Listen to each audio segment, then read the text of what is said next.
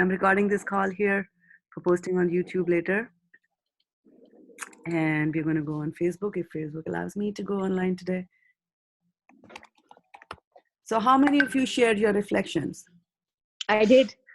I sent. You did Six that? a.m. in the morning I'm today. doing it, Mataji. You're doing it? Okay, good. That's In good the news. process.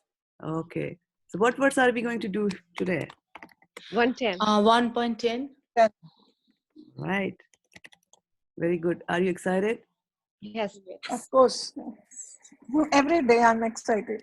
Every day you're excited, I can see that. Because That's how it should be. Mataji, this is the first time we are getting to learn the way you are teaching. So, Mataji, so many times we had a class, but never learned in this manner. All right, good. So there's variety there. There are different styles of teaching, and you learn from each one of them in a different way. Yeah, isn't it? Isn't it that different people look at Bhagavad-gita and they get different things out of it? Yeah. Yeah, good. I'm glad. Okay. So we should get started with the pranam mantras. What do you say? Yes. Mataji. Okay. And let's see. I need to switch the view here so that I have a better view of that. Okay, here we go. Mataji, today once introduce everybody also after the thing. After the Sure.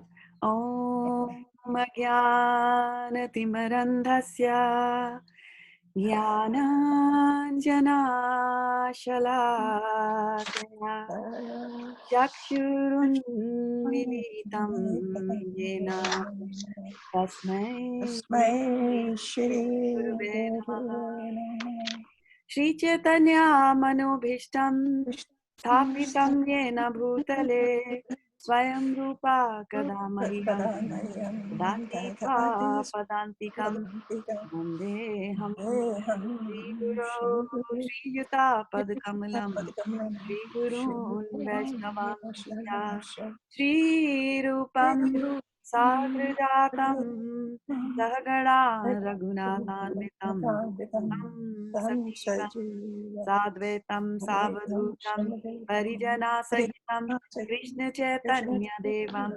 Shri Radha Krishna Padam Sahagana Lalita Shri Vishakhanvitam Shri Krishna Karuna Sindhu Dinabandho Jagatpate Gopesha Gopika Kanta Radha Kanta Namastute Tapta Kanchana Gaurani Radhe Vrindavaneshwari Vrishabhanu Sute Devi Pranamami Hari Priye Vanchakalpatarubhyascha Kripa Sindhubhyev Patitanam Pavanebhyo Vaishnavebhyo Namo Namah Jai Shri Krishna Chaitanya Prabhu Nityananda Shri Advaita Gadadhar Srivasadi Gaur Bhaktavinda Hare Krishna Krishna Krishna Hare Hare Hare Rama Rama Rama Hare Hare Gaur Premanande Hari Hari. Okay, so welcome to our class on Bhagavad-gita. My name is Shraddha Devi Dasi, and I am based in Foster City here today. And they know, they don't know others. So, and I'm joined by a slew of of devotees here, and I'd like you all to introduce yourself. And so, just tell us your name and where you are, why you are from. Where are you from? Where are you from? Okay. And let's get going in the order of appearance as they appear on my console here. So if you can go first, Preeti. Sure. Hare Krishna, I'm Preeti Radhika Dasi. I am in Galt, which is half an hour south of Sacramento. And I'm so happy to be here. Thank you, Danvat Pranam. Thank you. Danvat Pranam. Okay, then Varshana. Yeah. I'm Shraddha Devi Dasi. a disciple of His Grace Visheshika Das Adhikari Guru Maharaj. And I'm here in India, living in Pune. Wow. And that's all. I have nothing else to tell. All righty. Then we have Neeral Prabhu and Khadi Mataji. All right. Where are you from? Hare Krishna, devotees, Hare Krishna. and we are from currently living in Millbrae. We are from Mumbai and Gujarat, and devotees of. I am in Goa. All right. So this is coming from. Instead of making it big, I made it more. I'm watching it on Facebook as well. Okay. Yes. And you, my dear. Hare Krishna, dear devotees. My name is Khyati. I'm so grateful to Shraddha Mataji for starting us with the good spiritual study in the morning. So, and getting the association of the devotees. So, thank you so much for this wonderful opportunity and a great day starting. Wow. I have to thank you for this idea because you have been pestering me for years. Let's have It this is Krishna who is I want doing to this, read the Bhagavad-gita. Mataji. And then Thank you, And then it is Karuna. It is Karuna that is coming. Karuna. I was just saying that it took a coronavirus for me to understand why this is needed. So anyway, yeah, better late than never. Okay, and then who is behind? Sutapa. Yeah, I'm Shutapa. I'm from New Jersey. And again, thank you, Shraddha Mataji, for this wonderful class every day. We just look forward to join, surrounded by the devotees. So thank you so much. I was just looking for the association, so now I'm happy. You Hare happy? Krishna. All right, Yeah. good. And then, so I will ask you a very pertinent question. So when things get back to normal, will Yes. you continue? Yes. That's the thing. Yes, Mataji, I was just going to ask you Yes, the same yes, question. pakka. Yes, Mataji, we'll continue. Okay, let's see how life takes us and where life takes us. And also, I just wanted to mention that we are joined on Facebook by Bhagavad-gita Devi Dasi and her daughter Oh, wow. Vinaya Kashi. Hare Krishna. Hare Krishna. So welcome. Okay, so should we get started? Yes. All right. So we will do our morning ritual, and that is a wonderful ritual. And what do we do as part of our morning ritual? Can somebody guess? Read all the Chapter. translation of chapter There you 1. go. We read all the translations from chapter 1 of Bhagavad-gita, which will be coming up shortly on your wonderful screens here, as soon as I am able to grapple with the technology here, which keeps changing on me every day. All right. Can anybody confirm? Yes, Mataji. Okay, perfect. So again, in the order of appearance, the order in which you introduce yourself, you can start reading. Okay. Dhisrash said, O Sanjay, after my sons and the sons of Pandu assembled in the place of pilgrimage at Kurukshetra, desiring to fight, what did they do? Sanjay said, O king, after looking over the army arranged in military formation by the sons of Pandu, King Duryodhan went to his teacher and spoke the following words. Varshana Mataji. Okay. O my teacher, behold the great army of sons of Pandu, so expertly arranged by your intelligent disciple, the son of Drupad. Text 4. Here in this army are many heroic bowmen equal in fighting to Bhim and Arjuna, great fighters like Yuyadhan, Virat, and Drupada. There are also great, heroic, powerful fighters like Drishtaketu, Chekitana, Kasiraja, Urujit, Kuntiboja, and Saibhya. There are mighty Yudhamanyu, the very powerful Uttamauja, the son of Subhadra, and the sons of Draupadi. All these warriors are great chariot fighters. But for your information, O best of the Brahmanas, let me tell you about the captains who are especially qualified to lead my military force. There are personalities like you, Bhishma, Karna, Kripa, Ashwathama, Vikarna, and the son of Somdatta called Purishrava, who are always victorious in battle. There are many other heroes who are prepared to lay down their lives for my sake. All of them are well equipped with different kinds of weapons and all are experienced in military science. Our strength is immeasurable and we are perfectly protected by grandfather Bhishma, whereas the strength of the Pandavas, carefully protected by Bhishma, is limited. Carefully protected by? He Oh, Bhim is limited. Is limited. Okay. All of you must now give full support to Grandfather Bhishma as you stand at your respective strategic points of entrance into the phalanx of the army. Then Bhishma, the great valiant grandsire of the Kuru dynasty, the father of the fighters, blew his conch shell very loudly, making a sound like the roar of a lion, giving Duryodhan joy. After that, the conch shells, drums, bugles, trumpets, and horns were all suddenly sounded, and the combined sound was tumultuous. On the other side, both Lord Krishna and Arjuna, stationed on the great chariot drawn by white horses, sounded their transcendental conch shells. Text 15.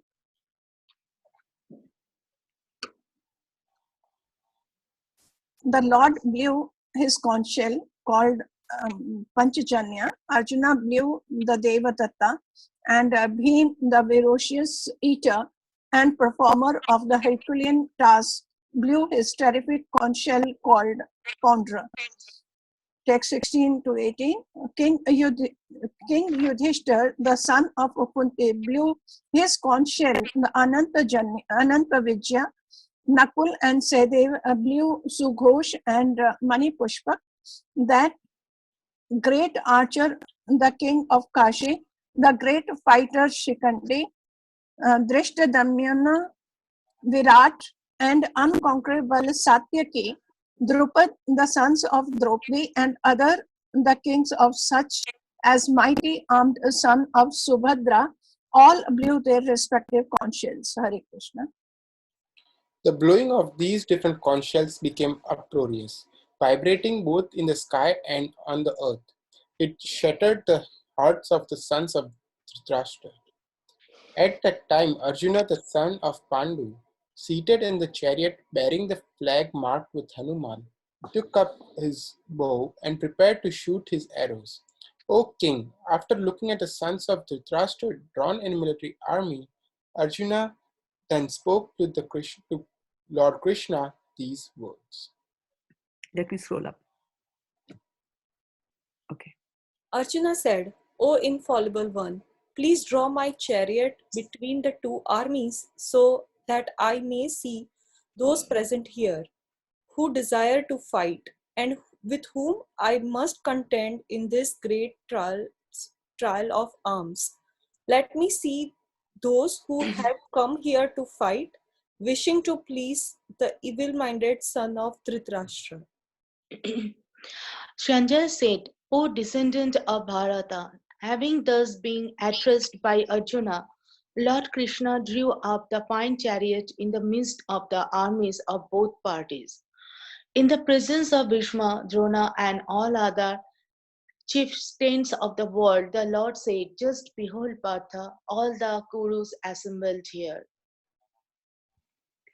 There Arjuna could see, within the midst of the armies of both parties, his fathers, grandfathers, teachers, maternal uncles, brothers, sons, grandsons, friends, and also his fathers-in-law and well-wishers. When the son of Kunti, Arjuna, saw all these different grades of friends and relatives, he became overwhelmed with compassion and spoke thus.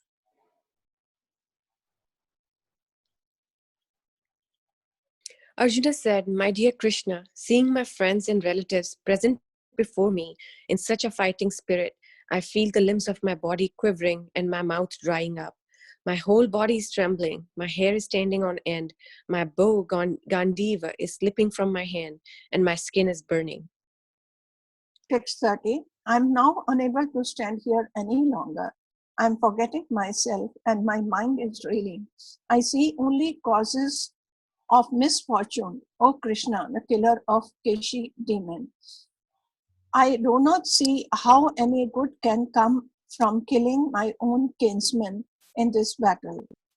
nor can I, my dear Krishna, desire any subsequent victory, kingdom, or happiness. Hare Krishna.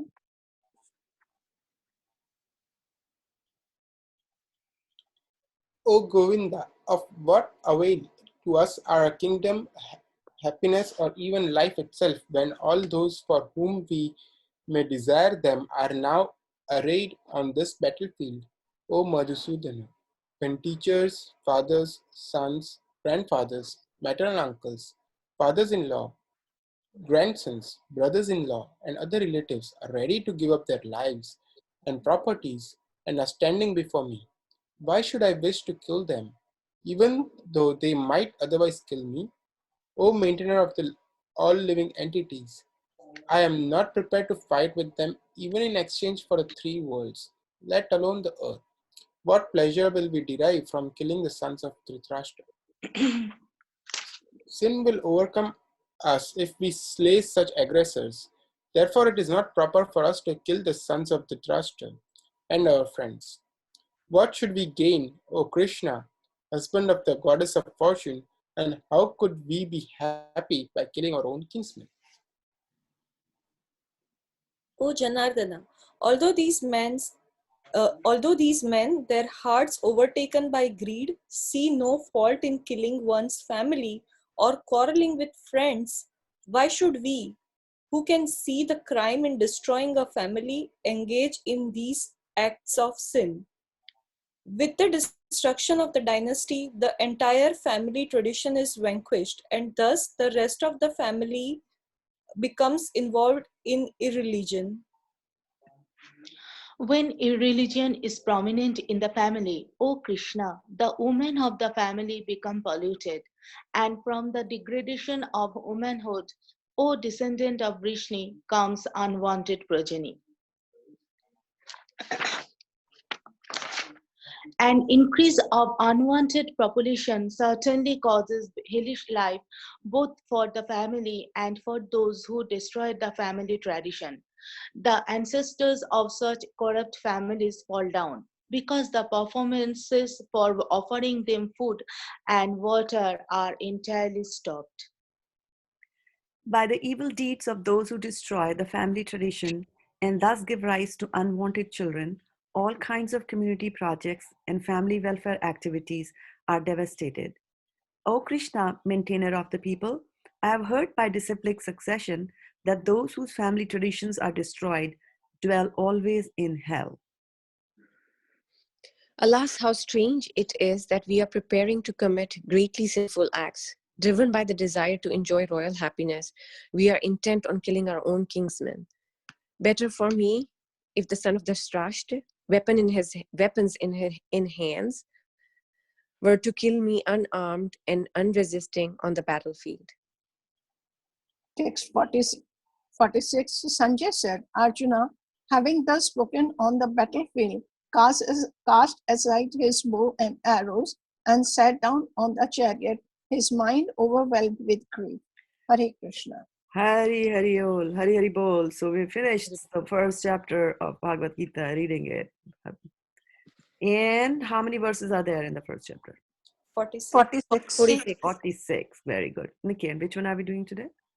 10. 10. 10. Okay. So let's get going here. I'm going to close some of the windows that are here open. And we'll go deep into text number 10. And whose turn is it to read?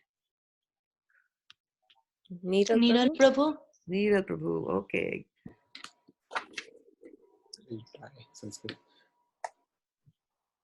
Bhagavad-gita 1.10. Aparyaptam tadasmakam balam bhishmabhirakshitam paryaptam tvidam metesham balam bhimabhirakshitam. Aprapyam, immeasurable. Tat, that. Asmakam, of ours. Balam, strength. Bhishma, by grandfather Bhishma. Abhirakshakam, Abhirakshitam, perfectly protected. Paryaptam, limited. tu, but, idam, all these, ete sham, of the Pandavas, balam, strength, bhima, by beam, abhirakshitam, carefully protected. Okay, good. So what is the first word there in the synonyms? Apraptam. Go slowly, break it into pieces. Apra, aparyap, Yeah. Aparyaptam. aparyaptam. Yeah. Aparyaptam. Right. So if a Not word gives you challenge, then you break it Hmm. into pieces, and then you'll be able to get friendly with it. So, okay, what is the meaning of perfectly protected in Sanskrit? Abhirakshitam. Abhirakshitam, right? So we know Raksha is protected.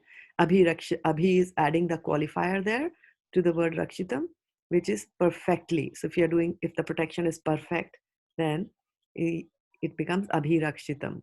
So, and then what is he saying? He's perfectly protected by what? By the strength Bhishma. of grandfather Bhishma. Sanskrit. Answer in Sanskrit. Balam Balam. Balam and Bhishma. Bhishma, right? Bhishma. So if he's protected by Bhishma's bal, we are saying on the words over here, what we are saying Balam Bhishma bhi rakshitam, right? So if you want to say that somebody is protected by Krishna's strength, what will you say? Balam Krishna Rakshitam. Balam Krishna Balam bhi rakshitam. Abhirakshitam. And if you're protected by Sutapa's strength, what will you say? Balam Suttapa Balam Abhirakshitam. Sutapa Abhirakshitam. So you see, now you're talking in Sanskrit. Okay, good. Now, whose turn is it to go next? Yeah, it's my turn, Mataji. Our strength is immeasurable and we are perfectly protected by grandfather Bhishma, whereas the strength of the Pandavas, carefully protected by Bhima, is limited. Okay, very good. So what is perfectly protected by grandfather Bhishma? What did we do? So we are, means Mataji, Duryodhan is talking about themselves. No, Sanskrit. Oh, Perfectly protected by grandfather Bhishma. Balam Bhishma oh, Balam Abhirakshitam. Abhirakshitam. And who's Abhirakshitam? From Bhishma, right? Bhishma, So yeah. Balam Bhishma Abhirakshitam. Abhirakshitam. Okay.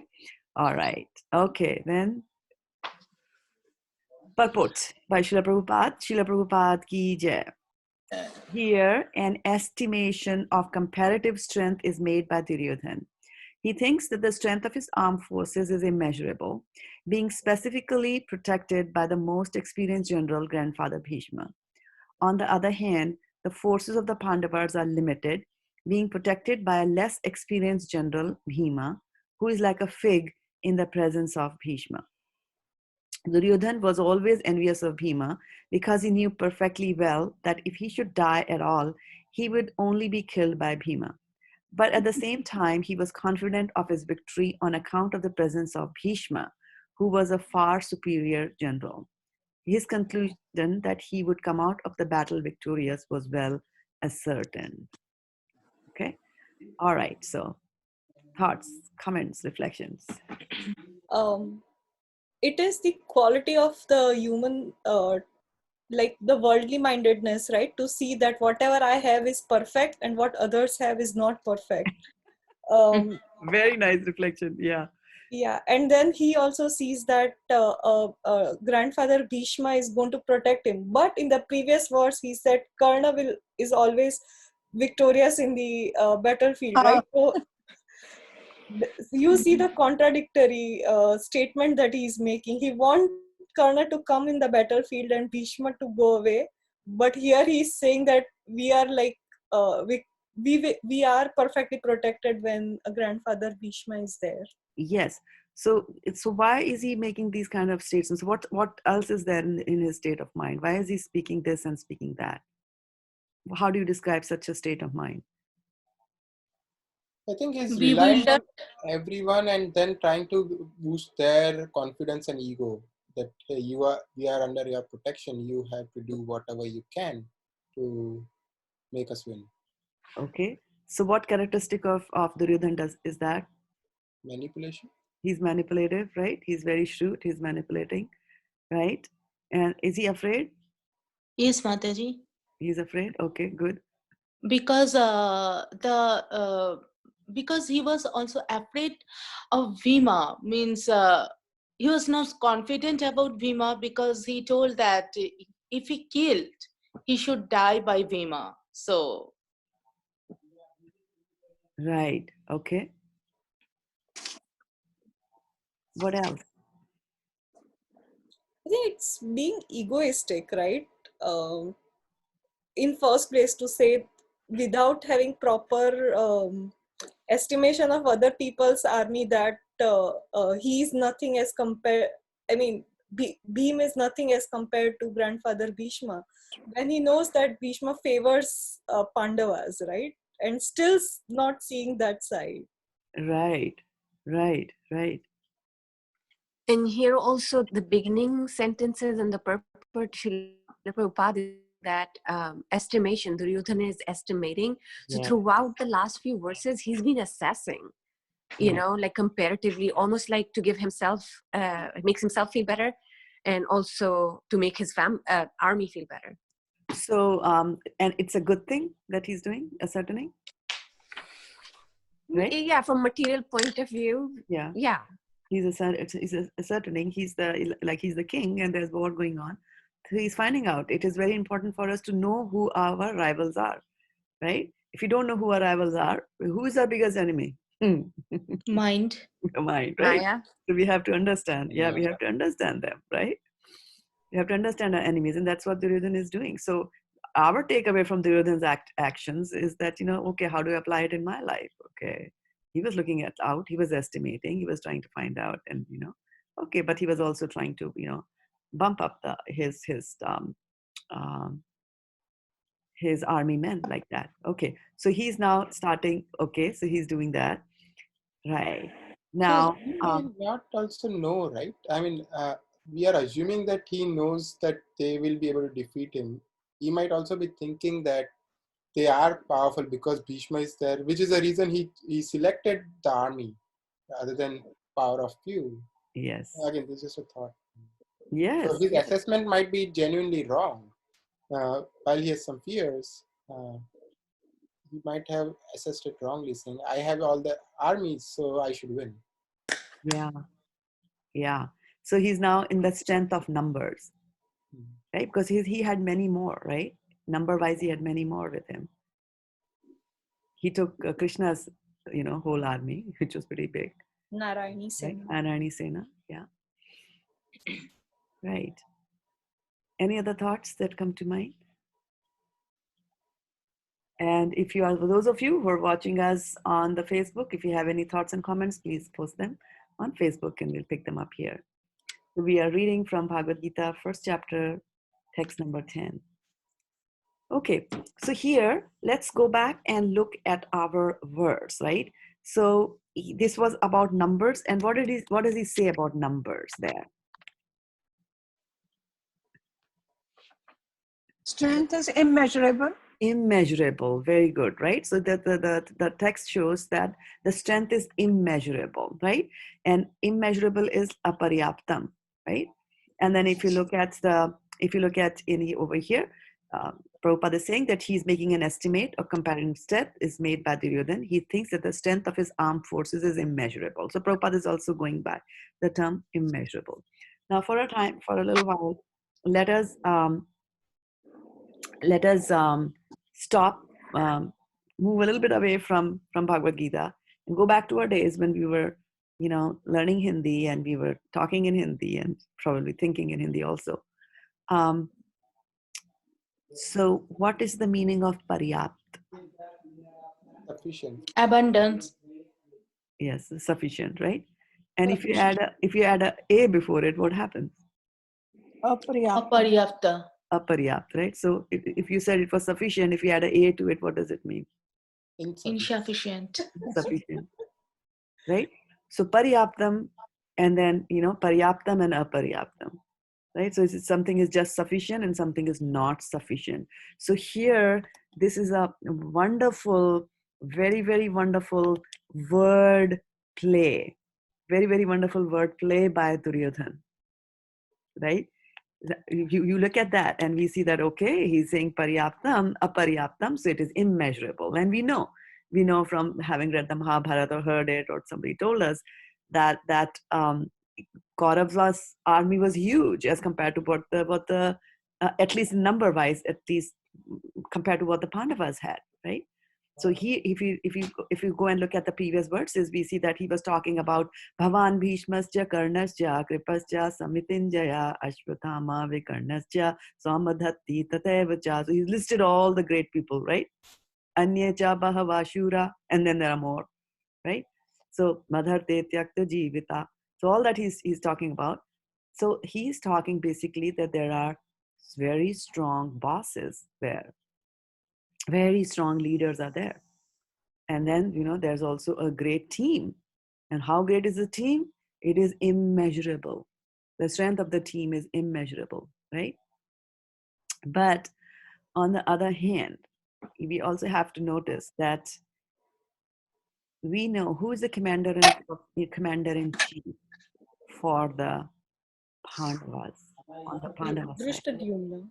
Drishtadyumna, exactly right, right? Remember, he says, look at the expert arrangement made by your Sishya, Tava Sishyena Dhimata. He says that, right?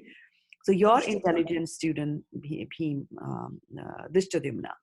So Drishtadyumna is there. So he had been talking about this and that, and then he's talking about my army, his strength is immeasurable. And then from where does this Bhim creep in, right? Why is Bhima being talked about, right? I mean, if at all you have to talk about a great person, a great warrior, the name that comes to mind immediately is of Arjuna, right? Arjuna was known for his archery, for this and that, for his focus and all that stuff, right? Or you talk about the commander-in-chief there, right? If you want to talk about America and leader of America, you will say Donald Trump, right? You won't take the name of anybody else in his cabinet, right? Like that. So So I why is think he saying Bhima? it's out of fear, right? Like when you have fear, you don't have a clear chain of thought, and then you speak out for the things that you are the most afraid of. And that's how he brought out Bhim. Yes, and this is something that we discussed yesterday, right? The slip of the tongue. So things that, and then Freud explains that, and he says that, if there is some certain things that are weighing heavy on you, then they come out like that,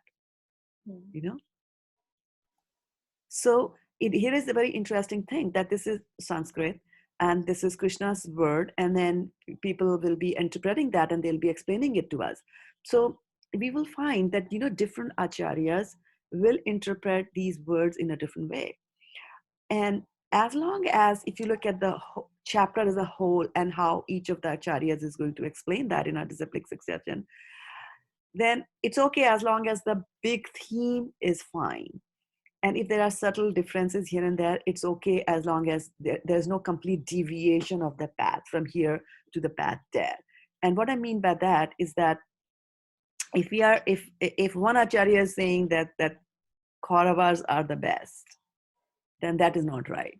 All the acharyas should agree that Pandavas are right. And then here and there, if there are some interpretations of words in the Sanskrit language, that's a totally different thing. It's okay. And what I mean by that subtle differences, and you will notice that even in society where you have guru and disciples, the gurus, and I'm going to talk about ISKCON in particular, because we represent that society, that organization. And so there, Prabhupada is there, the preeminent founder acharya, right? He founded ISKCON and he's a preeminent founder acharya. So preeminent means that he's the most important and he has to be the most prominent. Whatever he says, we follow. So what did Prabhupada say about chanting? How many rounds did he ask us to chant? 16. 16, right?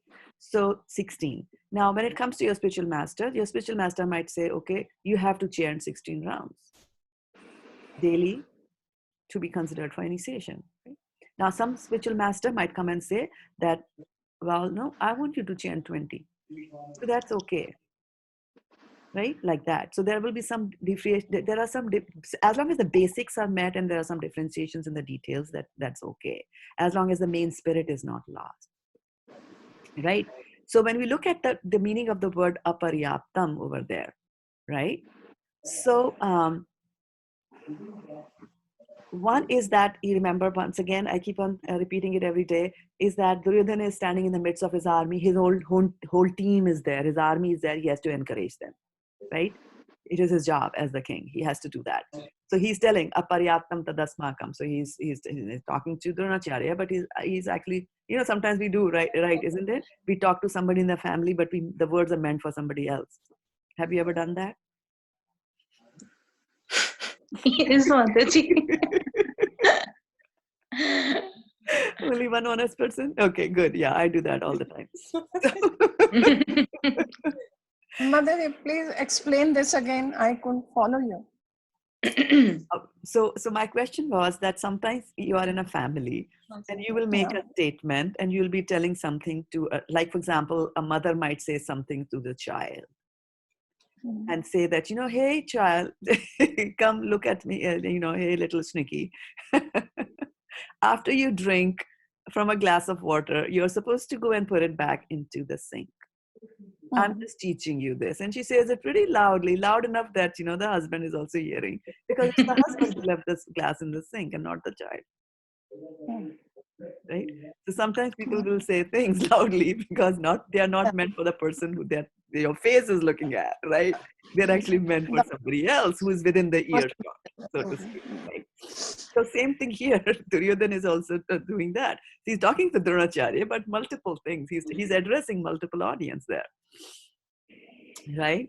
And it is very interesting here about multiple audience. There's a very interesting story that is there, and that story is about that there was a king, and that king had, how kings will have entertainment. So he had a dance performance. So there was this dancing troupe that came, and they were dancing, enjoying, and everybody in the royal family and the royal team was there. So there was his prime minister, his son was there, the members of his, Rajya Sabha, Lok Sabha, whatever they are called, right? So they were there, and the servants. So they were all, there, here and there, and they were enjoying it. And so one after the other, the performers would come and they will make different kinds of artistic performances. And as the night grew longer and longer, he started presenting, the leader of the troupe started presenting his better people. So there was this one very beautiful and very talented dancer. And so she came to dance, and at about 9 in the night, and this dancing is going on till midnight, past midnight, and so on and so forth. And obviously, how much can you dance? So this lady got tired. This dancer got tired, and she started showing signs of being tired. And of course, like, if you're dancing and you're doing some physical activity, if you're tired, you can even fall down, and it's very possible to fall down when you're dancing.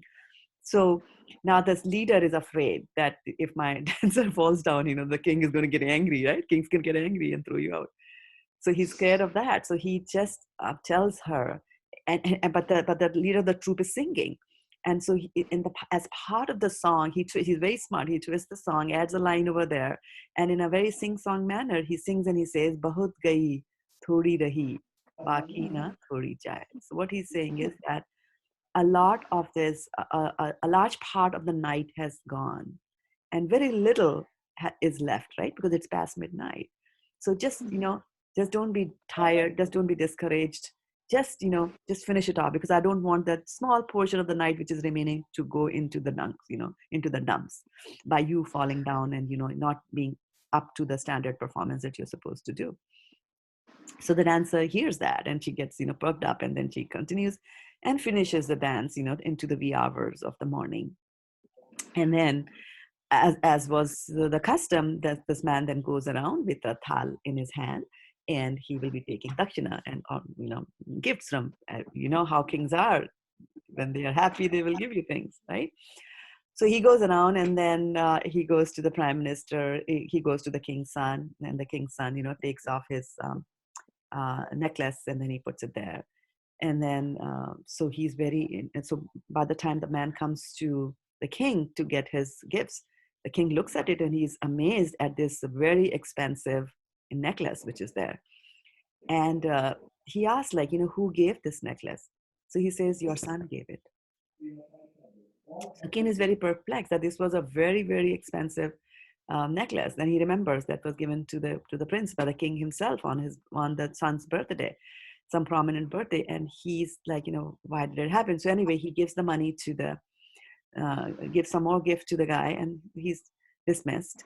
And then he talks to his son. When everybody's left, he's talking to his son, and he asks his son that, son, why did you give away such an expensive thing? I mean, she was a good dancer, but come on, she was not the best of the worlds for you to give her such an expensive thing.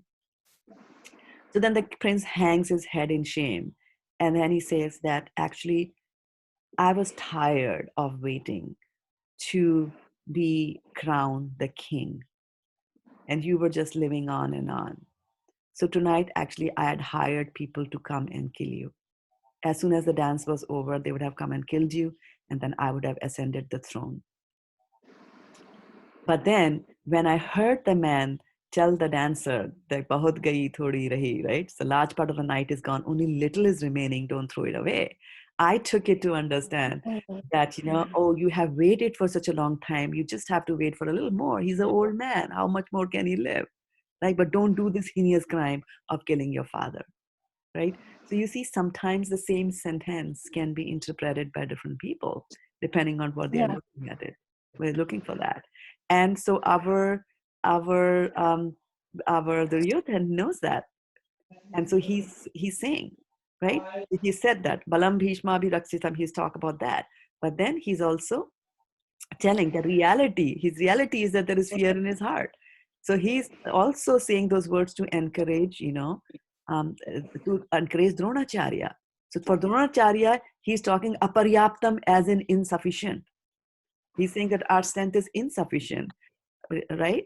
And because we are protected by Bhishma, so this is a completely 180-degree twist to the interpretation. On one side, it is our strength is immeasurable. Why? Because we have grandfather Bhishma there, and grandfather Bhishma had the vardhan of Ichha Mrityu.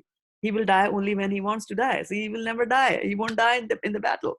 So our commander-in-chief is never going to die in the battlefield, right? So one way of looking at it is that, right? Which is meant for his army. To think, okay, in the olden days, what used to happen was that in the forefront were the commanders, and the rest of the army was behind. And nowadays, it's the complete opposite. Young boys of 16-year-old will be sent to the army to fight.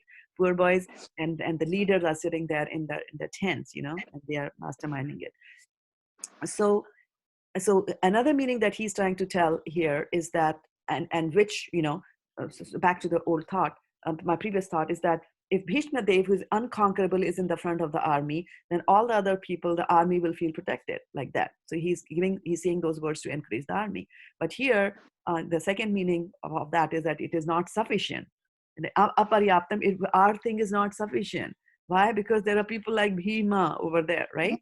So he's telling him. And why he's encouraging Dronacharya? Because he knows that, Dronacharya will not fight to his full capacity, because Dronacharya loves Arjuna, right? So, and then also, he also knows that Bhishma also has got this split loyalties, right?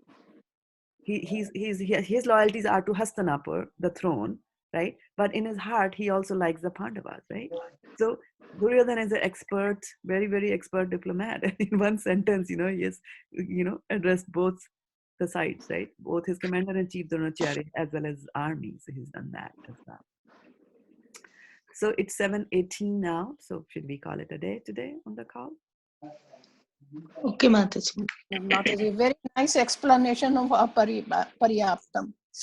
Paryaptam, aparyaptam, Aparyaptam. balam bhishma abhirakshitam. Immeasurable and insufficient. Okay, wonderful. So thank you, everybody who's joining us on Facebook, as well as those who have joined us on the Zoom call. So we will continue tomorrow, and tomorrow is going to be a shorter class, right? Till 7 o'clock we'll go. Vanchikalpatarubhyascha Patitanam Pavanebhyo Vaishnavebhyo Namo Namah Gopremanande Hey, Hari Hari Hari Bol. Thank you, Mataji. Thank you so you for attending. Dandavat Pranam. Have a wonderful rest of the day, everybody. Take care.